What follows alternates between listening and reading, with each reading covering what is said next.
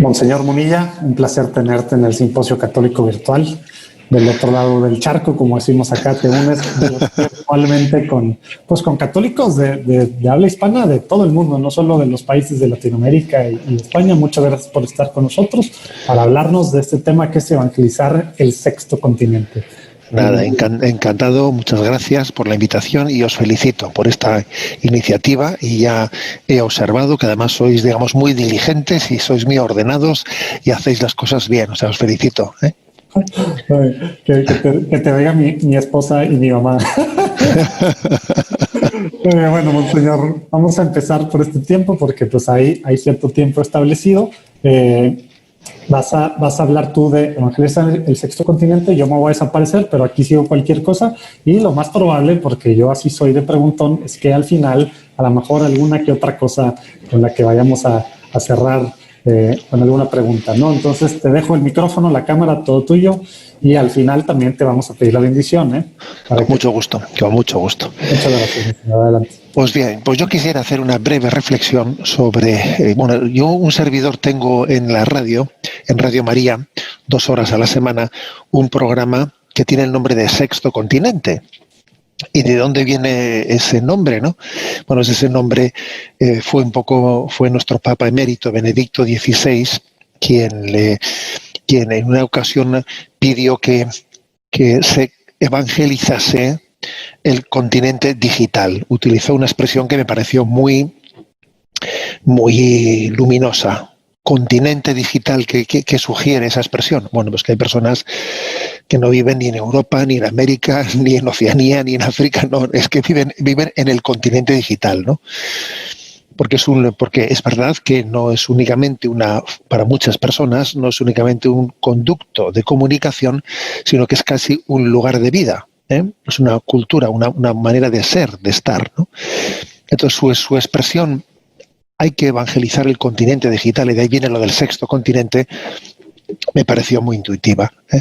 Y bueno, bajo esa inspiración, pues creo que estamos llamados a que esa famosa invitación de Jesús a los apóstoles, echad las redes para pescar, ¿eh? También tenemos que entenderlas en el sentido de las redes sociales, ¿no? Forma parte también de esa convicción de que tenemos que llegar al hombre allí donde está. Fijaros una cosa, que cuando Jesús fue a evangelizar, cuando comenzó su vida pública, ¿a dónde fue? Salió de Nazaret. ¿Y a dónde fue? A Cafarnaún. ¿Y qué era Cafarnaún?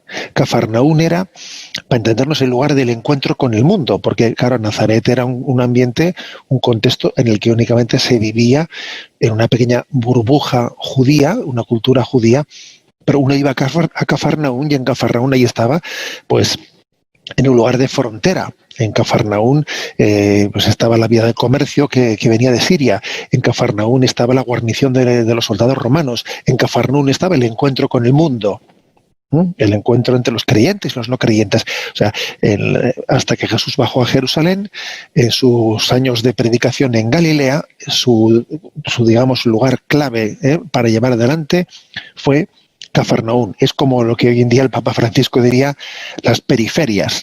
Bueno, pues las periferias fueron Cafarnaún, y en nuestro momento, sin duda alguna, las periferias están también en gran medida en el continente digital, en las redes sociales. Bueno, ese es el punto de partida. Hay que salir al encuentro del hombre allá donde está, puesto que Jesucristo vino en nuestra búsqueda allí donde estamos, donde estamos. Un buen futbolista no es aquel que sabe chutar el balón cuando está bien puesto en el punto de penalti y bien colocado y todo el mundo apartado para que nadie le estorbe, y entonces él chuta el balón. No, eso no es un buen futbolista. Un buen futbolista es el que es capaz de pegarle al balón, venga como venga. Aquí en Europa decimos, en España, a la chilena, no sé si se dice así, o sea, sabe darle el balón, bueno, allí como venga y allí donde esté, ¿no? Esto creo que es importante, Máxime porque en teoría tenemos, bueno, en teoría no, en verdad tenemos un diálogo con una cultura que aparentemente es indiferente, que aparentemente tiene desinterés, que no le importa el hecho religioso. Eso parece, porque luego uno escarba un poco y ve que las cosas son distintas, ¿no? Pero podría parecer a simple vista que Dios ha dejado de ser significativo para el hombre, que el hombre no tiene hambre y sed de Dios. Pero claro, cuando uno profundiza un poco más, dice, las cosas no son como parecen, porque el hombre tiene un deseo de felicidad y siente impotencia en alcanzarla, ¿no? Y detrás de esa impotencia por alcanzar la felicidad que se le escapa, como cuando alguien va a por agua sin vaso, ¿no? Y la quiere coger entre los dedos y el agua se le escapa entre los dedos, ¿no? Pues eso le pasa al hombre que quiere ser feliz, pero que no ha descubierto que Dios es la felicidad. Bueno, pues entonces yo creo que hay que tener la paciencia de decir, este hombre necesita de Dios. Luego yo voy a ver de qué manera, con qué parámetros le hago entender que esa sed que él tiene coincide al milímetro con el deseo de Dios que anida en nuestro corazón. Es el deseo de felicidad y el deseo de Dios coinciden. Cuando nos damos cuenta de eso, que el deseo de felicidad coincide con la llamada de Dios a la santidad, es como cuando lo del el cuento de la Cenicienta, que estaban probando el zapato para ver a qué doncella pertenecía. Entonces dijeron, mira, este es el pie para este zapato. Bueno, pues exactamente, ¿no? El deseo de felicidad coincide al milímetro con la llamada de Dios a la santidad. Pero claro, para que alguien llegue a percatarse de eso, hace falta paciencia, hace falta que haya quien, pues de una manera le acompañe y le haga ver, pues con muchas, pues yo diría con intuición, con creatividad, cómo ese deseo de felicidad que él tiene, en el fondo coincide con lo que Dios viene a ofrecerle. Y al mismo tiempo creo que otra característica que tenemos que tener es, ojo, mucha paciencia, pues porque estamos también en la cultura de la sospecha. Quizás aquí en Europa un poco más todavía que vosotros, en Latinoamérica, pero el anticlericalismo, el laicismo, la visión crítica frente a la religiosidad, quizás es más de Europa que de América, pero yo creo que por desgracia también hay una cultura que nosotros os exportamos, que es la de la secularización, la del laicismo, y en la que, bueno, pues hay desde unos parámetros racionales poner, por ejemplo, ¿no? Yo antes he puesto el ejemplo de echar las redes, ¿no?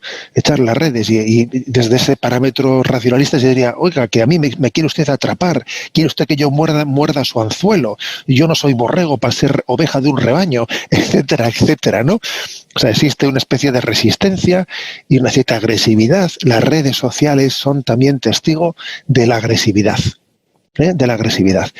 Y Jesús fue manso y humilde, y creo que también evangelizar el sexto continente es pues tener paciencia y no responder a las provocaciones, y que la propia mansedumbre en la manera de vivir las persecuciones y las incomprensiones, la propia mansedumbre sea una manera de testimoniar, ¿no?, el mensaje de Jesucristo. Entonces qué breves consejos, ¿no? Brevemente, a modo de flash, ¿no? Breves consejos que me parecen no claves, ¿no?, para poder dar en esta evangelización del sexto continente. Yo creo que es importante no perder la sencillez. El Evangelio es sencillo, y aunque a veces pues puede parecer que el lenguaje del Evangelio no es el lenguaje moderno, yo, sin embargo, creo que el Evangelio es totalmente novedoso siempre. Es novedoso en el siglo I, es novedoso en el siglo VIII, en el siglo XII, en el siglo de las luces, de la Ilustración, el siglo XXI. El Evangelio es novedoso. Entonces, no avergonzarnos del Evangelio y saber que la palabra evangélica va a dar fruto, porque es eficaz. Eso es lo primero. Segundo, subrayar el género testimonial. Porque este mundo, como decía el Papa Pablo VI, San Pablo VI, este mundo necesita más de testigos que de maestros, también maestros, pero maestros que sean testigos, ¿no? Porque como uno sea aquí en España se dice, los jóvenes suelen decir, no seas chapas, como diciendo, no metas la chapa, o sea, no me metas un rollo, O sea, a ver, estamos necesitados de que el contenido doctrinal Sí, es necesario, totalmente necesario, pero tiene que ser transmitido de una manera testimonial al mismo tiempo. Bueno, porque forma parte quizás de una característica de este tiempo, ¿no? Dar testimonio de las cosas tan grandes que Dios hace en mí, del bien que Dios me ha hecho en mi vida, radiarlo, ¿no? Eso de que solo los enamorados se enamoran. A ver, solo los enamorados se enamoran. En tercer lugar, no presentarnos prepotentes, ¿no? Presentarnos débiles y humildes, como somos débiles y nos presentamos sin humildad, ¿no? Pero al mismo tiempo, diciendo, pues soy débil, soy humilde, pero yo confío plenamente en Dios. Entonces, en nuestra debilidad, bueno, pues yo no me presento como alguien que tengo recetas para todo, no me presento como alguien que intento callar la boca a todo el mundo, No. Le escuché una expresión al Papa Francisco que me llamó mucho la atención. Decía él, ¿qué es la fidelidad? Y respondía, la fidelidad es la debilidad bien acompañada. Me parece que es genial. O sea, a ver, ser fiel no es ser Superman, no es ser yo lo puedo todo, tengo respuestas para callar a todo el mundo. No, es la debilidad bien acompañada. Yo me dejo acompañar, me dejo ayudar y en el fondo pues me presento débil y humilde, pero al mismo tiempo acompañado por la Iglesia, no como un francotirador. Yo no soy un francotirador, esto es muy importante, ¿no? Bueno. En cuarto lugar, creo que es muy importante el tú a tú. El tú a tú. Quizás Jesús dijo, echad las redes, ¿no?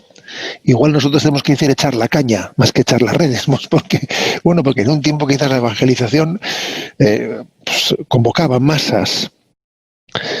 En este momento, por lo menos en Europa y en lugares secularizados como es nuestra tierra, las convocatorias así de esas masivas ya no existen, y en el fondo dice, voy a hacer publicidad. A ver, la publicidad, la que va a servir es la que haga yo quedando con alguien personalmente a tomar un café, ¿sabes? O sea, así de claro. O sea, es el tú a tú, el apostolado real es el tú a tú. Y las redes sociales no son incompatibles con el tú a tú, sino son un modo de llegar al tú a tú. Pero podría uno equivocarse si piensa que se puede evangelizar desde la impersonalidad. No, hay que pasar al tú a tú. Bien. En quinto lugar, creo que es muy importante que nos presentemos formando un equipo.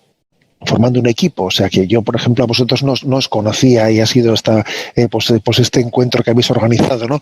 La oportunidad de conoceros, pero qué bueno que sin habernos conocido tenemos esta comunión entre nosotros, ¿no?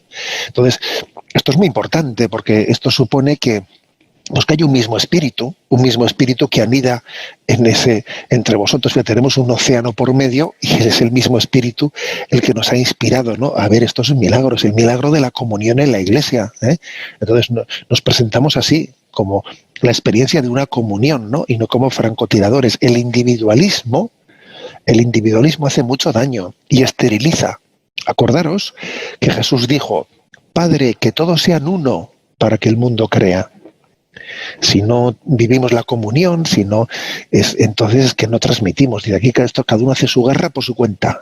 Y el mundo de las redes tiene ese riesgo, tiene ese riesgo. El riesgo de que, claro, como es tan amplioso, el riesgo de que cada uno haga la guerra por su cuenta y de no buscar la comunión, de no buscar la confluencia, ¿no? Bueno, en sexto lugar, tener paciencia. Dios ha tenido paciencia con nosotros, ha sabido esperar el momento de gracia. Entonces uno tiene que decir, a ver, yo para evangelizar en las redes es muy importante la paciencia y la perseverancia. Paciencia, perseverancia, ¿no? No que ahora me entusiasmo con una cosa, hago un plan maravilloso, y luego como veo que no tiene los frutos que yo quería, lo abandono enseguida. Pues eso no sirve, Eso no sirve. Es mucho mejor tener la perseverancia de la hormiguita, y alimentar de una manera constante nuestra semilla.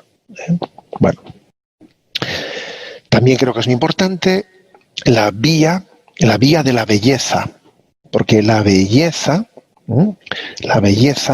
abre el camino hacia Dios, ¿no? La belleza de la imagen, la belleza de la música, la belleza del arte, o sea, expresar, ¿no? Expresar la belleza confiando en que en ella uno descubra que la belleza es una revelación. Es una revelación de un misterio que está oscuro, ¿no? Que no es apariencia, es aparición, que es distinto. Detrás de la belleza aparece algo. Confiar en la vía de la belleza. Confiar también, confiar y subrayar en la doctrina social de la Iglesia, como en el compromiso social, en la coherencia de nuestra acción, según la parábola del buen samaritano, es la manera de mostrar que verdaderamente el mensaje cristiano y en el testimonio que damos hay una autenticidad. O sea, la doctrina social es la que muestra que el Evangelio, además de santificar, humaniza, es capaz de hacer un mundo más justo, ¿no? O sea, traer a las redes sociales las causas humanitarias conforme a la doctrina social católica. Y también creo que hay que conjugar, y concluyo con esto, dos cosas, ¿no? Que es el alma contemplativa. Uno creo que al continente digital tiene que llevarle también a espacios de decir, ven conmigo a un lugar retirado para orar, ¿no? Hoy en día se habla de la opción benedictina, ¿no? Según ese famoso libro que ha tenido tanto eco de Dre. Bueno, sí, es importante que también nosotros mostremos, ¿no? A través de la evangelización digital, la importancia de tener espacios en los que retirarse, en los que descansar. Venid conmigo a un lugar. Maestro, ¿dónde vives? Ven conmigo y lo verás, ¿no? Pero eso hay que conjugarlo, esa opción benedictina del retiro, hay que conjugarlo con algo que parece contrario, pero no es contrario, es complementario, que es la Iglesia en salida, la Iglesia como hospital de campaña. Y eso yo creo que es muy importante que, por ejemplo, mostremos al mundo los centros de orientación familiar como gran respuesta a los matrimonios que están en crisis, por ejemplo.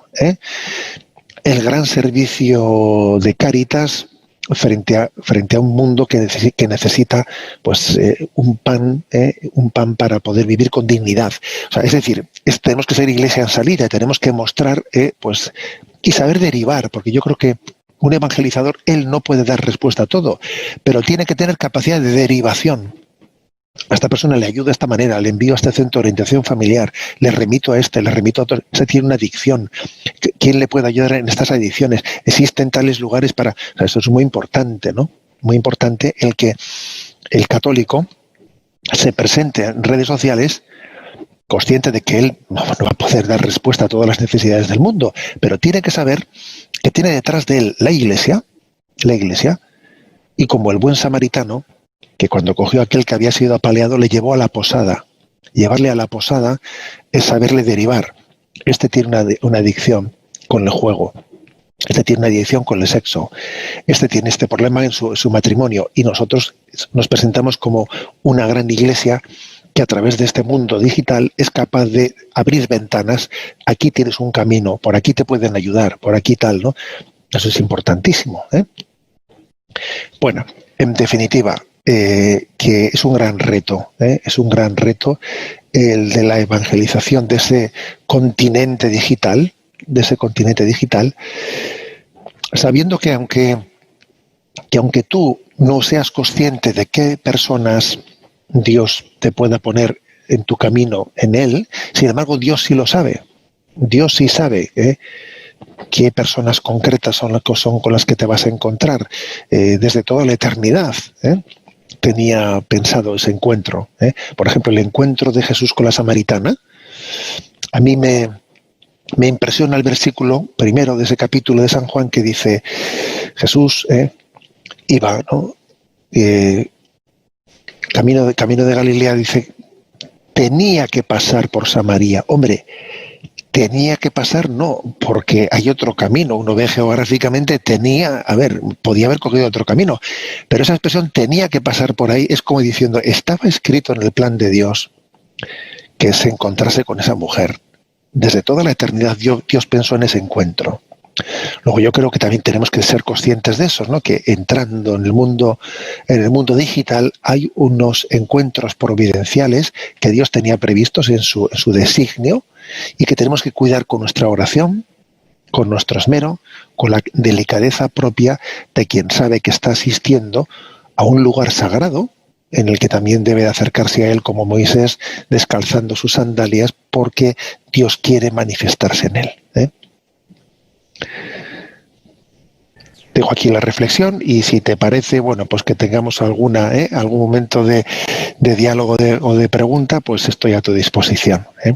Excelente, sí. Para empezar, para aquellos que están viendo, pues desde sus casas o desde cualquier lado, acuérdense que en las redes sociales pueden también aquí comentar y bueno, pues a lo mejor en algún día de estos ahí Monseñor Moya podrá responder algo también.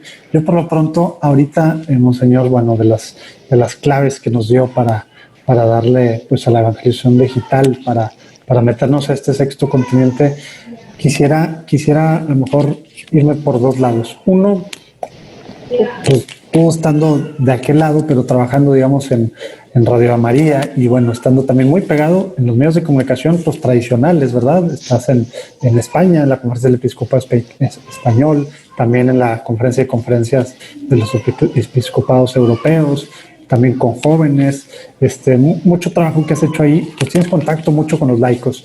¿Qué nos puedes decir para empezar a los laicos sobre nuestra forma diferente de hacerlo, pero apegada al magisterio, como tú dices, y al final, bueno, pues en línea con el Papa, ¿verdad? Para que no nos dé miedo andar haciendo esto, porque pues es que no, yo no tengo este encargo, o es que pues yo soy católico, pero pues yo estoy en otra cosa, no estoy en evangelización digital. ¿Qué nos dices para animarnos, que no nos dé miedo? Y luego te pregunto algo similar para clero, ¿no? Que pues muchos sacerdotes y obispos también están viendo esto en este momento, ¿no? Bueno, yo creo que lo más característico, ¿no?, de la santificación de los laicos, es el que viváis, ¿no?, ese establecimiento del reino de Dios en el ambiente en el que Dios, ¿no?, en vuestra profesión, en vuestro entorno. O sea, lo propio del laico es precisamente traer a Cristo, traer el reino de Cristo en su contexto social, en su contexto laboral, en su contexto familiar, ¿no? Lo propio del laico, pues, es no salirse del mundo, sino traer a Cristo al contexto en el que está. Entonces yo creo que eso es muy importante y me parece que yo creo que todos los laicos, aplicado esto, ¿no?, al principio de la vía digital, bueno, pues uno tiene que decir, por ejemplo, el contexto laboral en el que vivo, este contexto laboral también tiene una presencia digital, ¿no? O el contexto de mi vecindario, o de mi compromiso político, o de mi compromiso sindical, o de mi compromiso, de muchos estilos, ¿no? Un compromiso, por ejemplo, en el colegio, en el mundo de la enseñanza, ¿no? O sea, es decir, darnos cuenta de que lo propio del laico tiene ese traer el reino de Dios a ese contexto social y obviamente eso tiene una vehiculización, ¿no?, digital que lo potencia mucho. O sea, hay una capacidad de potenciar la acción social, ¿no?, del reino de Dios entre nosotros digitalmente. Yo creo que es lo más propio, lo más específico, ¿no? Con respecto a los sacerdotes que me decías, ¿no? No sé si... Antes de entrar a esta parte, sí. Pero ahorita hablando de esta parte de los laicos, algo que yo quisiera aprovechar el momento de este tema de los laicos, yéndonos un poquito más para el tema de los jóvenes también, pues bueno, pues durante mucho tiempo en Evangelizar el Sexto Continente tú hablaste del YOUCAT, ¿verdad? Estabas pues bueno, pues como que analizándolo, no sé cuál sea la palabra que sea la adecuada, pero antes de pasar a ese tema, también un poquito pensando, bueno, evangelizar digitalmente, hacer todo esto, pero pues también algunos decimos, híjole, pues no sé ni qué creo, qué voy a decir, pues Dios te ama, qué padre decir, pero no puedo enraizarme, no puedo discutir con la con la cultura actual no puedo dialogar porque pues ni siquiera sé lo que creo. Platícanos así muy brevemente por qué deberíamos de los jóvenes pues meternos un poquito al UCAT. Creo que de todos modos todo lo que tú dijiste al respecto en Sexto Continente pues está en radiomaria.com, ahí pueden ver muchas de estas cosas. Pero a ver, déjanos con la espinita, que nos den ganas de conocer un poco nuestra fe para formarnos y para poder evangelizar de formas, pues digamos, también más completas, ¿no? ¿Qué nos dices sobre esto, monseñor?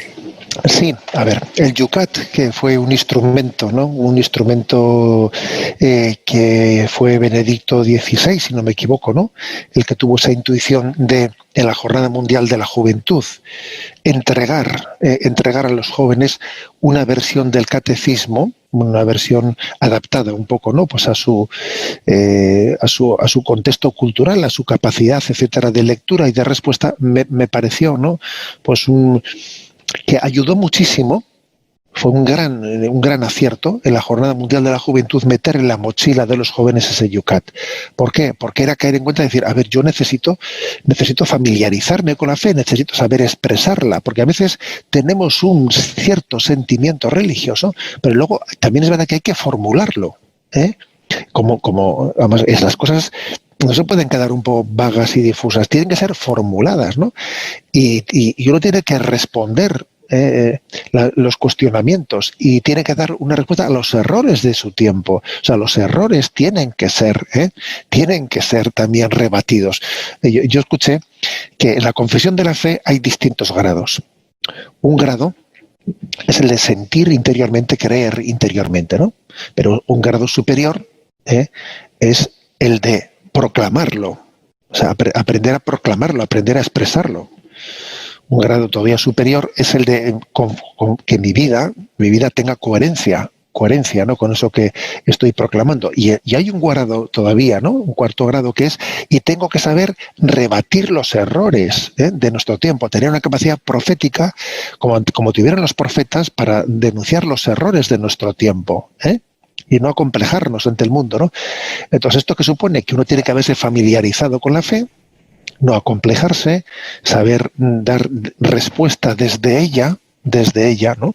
A todo lo que acontece en este mundo, ¿no? Entonces yo creo que ese fue un gran servicio, el servicio de popularización. Y el Papa decía en el prólogo, creen grupos ustedes, ¿no? Decía, juntaros jóvenes, cread grupos de estudio del Yucat. Incluso dice, utilizad también vuestros encuentros, digitales, vuestros conductos digitales telemáticos para juntaros, para estudiarlo, ¿no? Es una gran oportunidad. El joven necesita poder dar razón de su fe, ¿no? Siempre, ¿no? Siempre, pero en este tiempo más que nunca, porque en ese tiempo que somos muy cuestionados, pues es que la fe del carbonero, que se dice aquí en España, no sé si se utiliza ese término ahí, ¿no? Pero aquí se suele decir, es que esta tiene la fe del carbonero.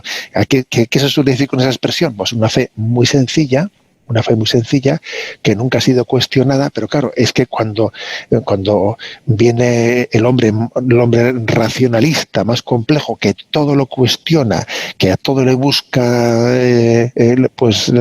las vueltas, ¿no? Las vueltas, necesita uno poderle también dar una palabra de claridad y de clarividencia, ¿no? Órale. Pues espero yo que con esto nos haya quedado la espinita, porque aparte está hecho de una forma no solo sencilla, sino atractiva, ¿no? Para los jóvenes. Bueno, pues para todo el mundo, ¿no? Pero pues está hecho para los jóvenes. Muchas gracias por eso, monseñor. Y ahora sí, para cerrar, ¿qué le dices al clero que pues ahorita pues ha tenido que hacerlo en este tiempo de cuarentena? A lo mejor pues no había de otra, pero pronto ya, esperemos, se va a acabar esto, vamos a regresar a una normalidad, que vamos a poder salir. ¿Qué dices tú al clero para que no le tenga miedo a esta evangelización a través de las redes sociales, para realmente llegar al nuevo continente, bueno, no al nuevo, al sexto continente, perdón, que ya no es nuevo? Y ojo, ya sé que muchos han estado, y no quiero que suene a crítica, sé que ahorita se ha aprovechado mucho este tiempo para muchas misas y ojalá que pues ya que regresemos, pues podamos ir a la misa físicamente y que no nos quedemos nomás con la misa virtual, sino la misa pues siendo partícipes ahí, ¿verdad?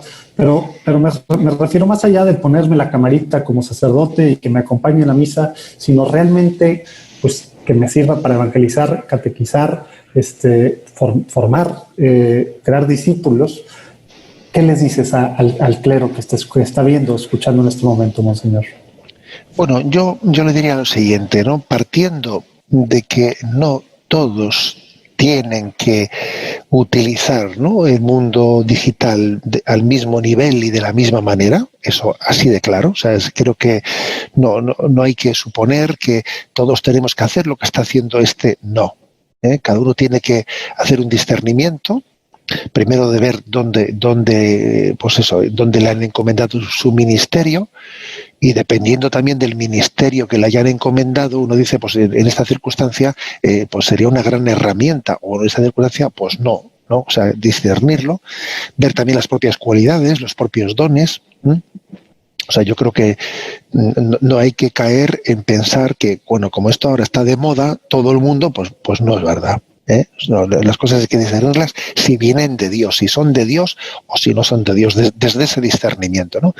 Pero en ese estar abierto siempre a lo que Dios pueda mostrarnos, creo que el mundo digital está siendo, y bien lo saben los sacerdotes que ahora me escuchan, pues un conducto en el que un sacerdote puede tener noticia, tener conocimiento de qué dones, de qué carismas están en este momento haciendo un bien grande a la Iglesia aquí y allá, en lugares distintos, ¿no? O sea, estar abierto a por dónde sopla el Espíritu. A por dónde sopla el Espíritu. Y eso, claro, pues el mundo digital lo permite con una inmediatez muy grande. O sea, fijaros lo que sería, pues, que por ejemplo una iniciativa que se esté viviendo en México ahora mismo, si no existiría este mundo digital, ¿cuánto tiempo se tardaría para que finalmente llegase una noticia a un lugar como el que vivo yo? Claro, haría falta que alguien hubiese venido, que luego hubiese coincidido, que hubiese llegado aquí, claro. Pero es que hoy en día nos podemos enriquecer de una manera fácil, pues con muchas experiencias, ¿no? Entonces yo creo que el mundo digital nos permite estar atentos a dónde sopla el Espíritu, y de qué manera lo hace, como he dicho antes, sin pretender, ¿no?, que tengamos que estar a la última. No estamos a la última para nada, ¿no? Pero sí abiertos a ver que si las cosas que el Señor suscita, uno discierne, pues que sí que pueden confluir con lo que la Iglesia me pide a mí en este momento en donde yo pues ejerzo mi ministerio, ¿no? O sea, yo creo que a un sacerdote yo le aconsejaría, igual que tenemos hoy en día los móviles, ¿no?, que el móvil le pones en modo avión, bueno, pues que tenemos que estar en modo discernimiento. El modo discernimiento es ir siempre atentos, discerniendo de qué manera en el ejercicio del ministerio, en el que en nombre del Señor echamos las redes, y vuelvo de nuevo, ¿no?, a ese evangelio de partida, pues también tenemos, ¿no?, pues tantos instrumentos para poder hacerlo en esa tecnología, que soy muy consciente de que es ambivalente,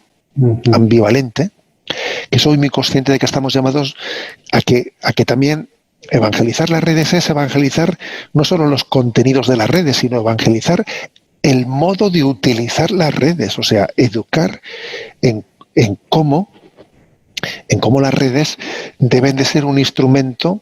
Yo escuché a un santo jesuita, que ya falleció, decir esta expresión que a mí me impactó, que os la voy a repetir. Decía él: las nuevas tecnologías son un buen siervo, pero un malísimo señor. Decía, yo dije, madre, ya ha dicho este algo. Decía, las nuevas tecnologías son un buen siervo, pero un malísimo señor. Entonces, yo creo que un sacerdote, algo importante que tiene que hacer también es transmitir, enseñar a los jóvenes, y no jóvenes, porque aquí hoy en día hablamos de los jóvenes, pero nos pasa a todo el mundo, o sea, transmitir el señorío, o sea, es decir, que tenemos que aprender a utilizar las cosas con señorío, que nuestra voluntad sea dueña, que no sea esclavizada, que evangelizar las redes no solo es evangelizar con contenidos cristianos, sino evangelizar el modo de utilización.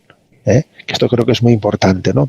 Porque siempre el hombre, el ser humano, es el que tiene que estar en el centro, no una tecnología. La tecnología no puede estar en el centro, porque entonces el hombre es esclavizado. Entonces, fíjate, el sacerdote es aquel que subraya siempre cómo el hombre tiene que estar en el centro y cómo Cristo tiene que estar en el corazón del hombre. Las tecnologías son para el hombre y el hombre es para Cristo.